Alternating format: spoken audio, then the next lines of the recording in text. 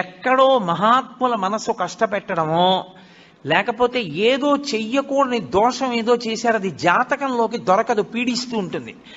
మీకు దొరకని దోషం పోవాలి అంటే ఒక్క నంది అభిషేకానికే పోతుంది. అది ఎప్పుడో తెలుసా, ఎప్పుడు పడితే అప్పుడు చేయడానికి వీల్లేదు.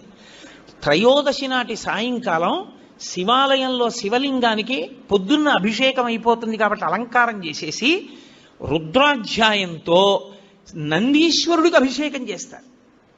అభిషేకం చేసి నంది మూర్తినంతటినీ కడిగి అలంకారం చేసి చందనం బొట్టు పెట్టి నందీశ్వరుడికి శివలింగానికి ఏకకాలంలో హారతిత్తితే సమస్త దోషములు ఉపశాంతి పొందుతాయి. ఒక్క త్రయోదశి నాడే, ఇక ఇంకొక రోజు లేదు దానికి. దోష నివారణార్థం చేసేటటువంటి అభిషేకం నందీశ్వరుడికి ఉంది ప్రదోష వేళలో. జాతకంలో వచ్చేటటువంటి అంత గొప్ప గొప్ప దోష